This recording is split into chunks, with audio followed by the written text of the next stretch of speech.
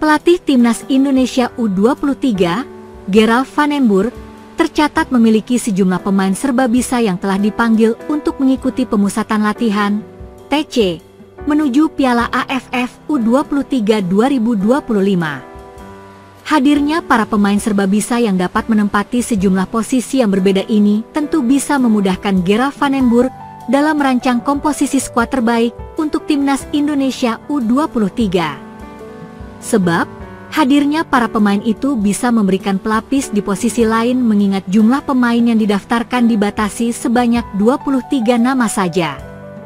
Apabila membedah kompetensinya, beberapa penggawa skuad Garuda Muda memang tergolong serbabisa. Sejumlah pemain bisa menjalankan peran yang berbeda sesuai dengan kebutuhan. Karakter semacam ini bisa menambah nilai positif mereka di hadapan Gerald van den Burg untuk dibawa ke Piala AFF U23 2025. Doni Tri Pamungkas.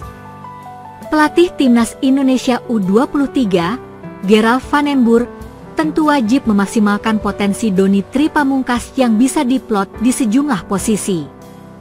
Pemain asal Persija Jakarta ini memang dikenal memiliki karakter multiposisi. Doni sebetulnya berposisi asli sebagai winger kiri. Namun, bersama Shin Tae-yong, dia sempat diplot mengisi bek kiri Timnas Indonesia U20. Posisinya kemudian bergeser ke area wingback kiri di era wingback kiri di bawah asuhan Indra Syafri. Sedangkan saat memperkuat Persija musim 2024-2025, Doni beberapa kali dipasang mengisi pos winger kanan.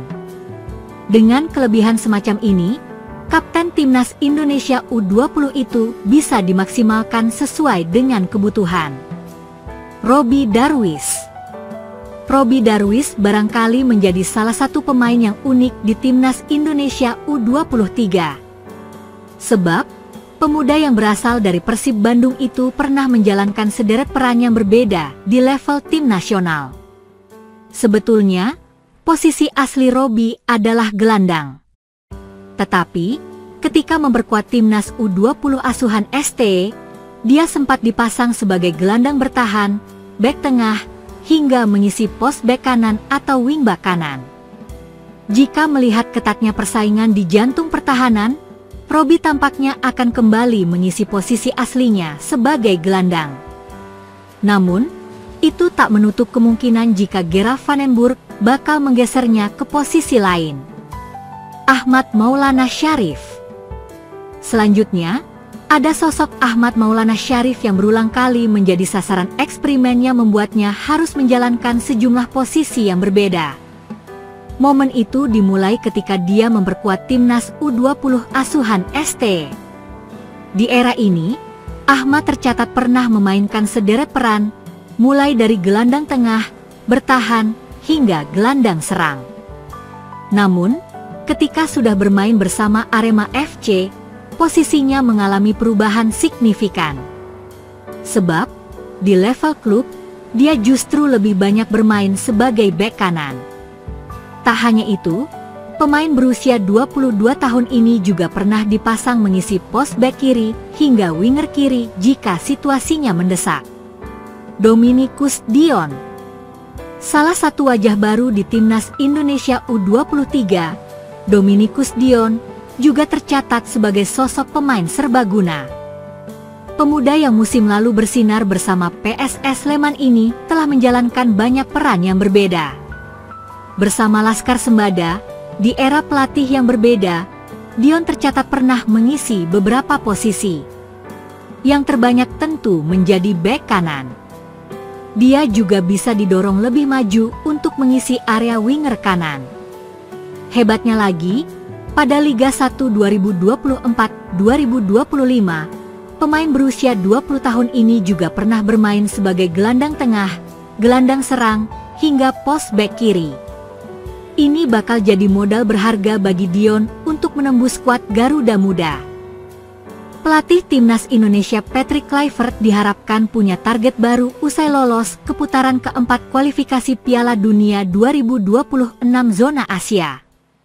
Strategi anyar juga perlu diusung karena lawan-lawan yang dihadapi kemungkinan punya kualitas dan karakter permainan berbeda. Timnas Indonesia berpeluang besar lawan 4 tim yakni Qatar, Arab Saudi, Uni Emirat Arab, dan Irak. Sedangkan Oman kemungkinan berada satu pot dengan Indonesia sehingga diperkirakan tidak segrup.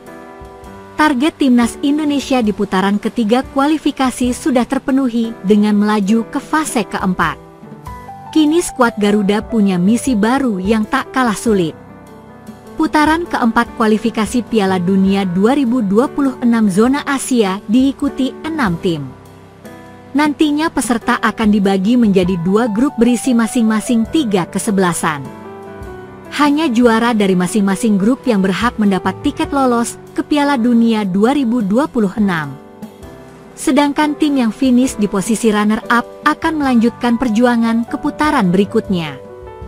Selain punya target baru, Timnas Indonesia juga butuh strategi baru. Ini berkenaan dengan lawan yang mungkin berbeda dari putaran ketiga. Satu hal yang pasti adalah Jai Izzas dan kawan-kawan akan melawan tim dari Timur Tengah. Beberapa di antaranya sudah pernah bersua di putaran sebelumnya. Arab Saudi sudah dihadapi pada putaran ketiga. Sedangkan Irak juga sudah dilawan di putaran kedua. Sementara Qatar, Uni Emirat Arab, dan Oman juga pernah bersua Indonesia dalam berbagai kesempatan. Hal positif tentunya jadi harapan. Untungnya, Kluivert mau berkompromi untuk meninggalkan prinsip 4 bek yang jadi andalannya. Legenda Ajax Amsterdam dan Barcelona itu mau mendengar sekaligus menerapkan saran dari para asisten gua menggali kebutuhan serta kemampuan pemain yang ada.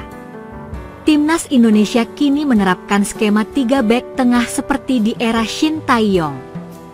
2 bek sayap di kiri dan kanan berperan penting dalam menusuk zona lawan sekaligus menopang penyerang sayap di depan. Hasilnya, 2 kemenangan dan 2 kali kalah dari 4 pertandingan yang dipimpin Kluivert. Torehan itu cukup membawa Timnas Indonesia ke putaran keempat kualifikasi. Timnas Indonesia akan kembali melanjutkan perjuangan mereka untuk mendapat tiket ke Piala Dunia 2026. Skuad Garuda dipastikan lolos ke putaran keempat kualifikasi Piala Dunia 2026 zona Asia setelah finish di posisi keempat dalam klasemen grup C putaran ketiga. Mengantongi total 13 poin, Indonesia dan Arab Saudi yang berada di posisi ketiga dipastikan berlaga di putaran keempat yang akan digelar pada Oktober 2025. Dari putaran ketiga, sudah ada 6 tim dari Asia yang dipastikan lolos langsung ke Piala Dunia 2026. Mereka adalah Iran, Uzbekistan, Korea Selatan, Yordania, Jepang, dan Australia. Namun, ada isu besar yang mencuat akhir-akhir ini, di mana terjadi konflik besar di wilayah Timur Tengah yang melibatkan Iran dan Israel. Kedua negara tersebut saling mengirim misil dan rudal, dan kini konflik pun meluas karena Amerika Serikat, AS, nimbrung dalam perang tersebut. Presiden AS Donald Trump melancarkan serangan militer terhadap 3 fasilitas nuklir Iran di Fordo, Natanz, dan Isfahan. Tentu saja Iran tak tinggal diam dan meresponnya dengan melakukan koordinasi dengan sekutunya, Rusia. Selain itu, Iran juga melancarkan serangan balasan terhadap pasukan AS di Pangkalan Udara Al-Udeid, Qatar pada 23 Juni 2025. Serangan itu diluncurkan setelah Teheran menyatakan bahwa mereka akan memberi pembalasan terhadap serangan AS terhadap situs-situs nuklir mereka. Akibat perang tersebut, dampak besar bisa dirasakan oleh timnas Iran yang sudah dipastikan lolos ke Piala Dunia 2026. Sebab, bisa saja Iran mendapat larangan bermain di Piala Dunia 2026 dari FIFA jika konflik terus berlanjut, bahkan semakin parah. Hal itu pernah dirasakan oleh Rusia yang dilarang mengikuti semua kompetisi UEFA dan FIFA usai negara yang dipimpin Vladimir Putin itu menginvasi Ukraina pada tahun 2022 lalu. Meski begitu, Hingga kini belum ada pernyataan resmi dari FIFA maupun Federasi Sepak Bola Amerika Serikat terkait pelarangan timnas Iran untuk bermain di Pildun. Di sisi lain, meski nantinya skenario terburuk harus diterima Iran, di mana mereka dicoret dari peserta Piala Dunia 2026, tapi timnas Indonesia tak bisa langsung menggantikan mereka untuk lolos langsung. Skuad Garuda masih harus tetap menjalani laga kualifikasi dan memastikan diri untuk mengamankan tiket ke Piala Dunia 2026. Sementara itu, pengundian grup Piala Dunia 2026 akan dilakukan pada bulan Desember 2025. Edisi tahun 2026 akan menjadi pertama kalinya bagi Piala Dunia diikuti oleh 48 negara dari seluruh dunia. Kanada, Meksiko, dan Amerika Serikat akan menjadi tuan rumah Piala Dunia 2026.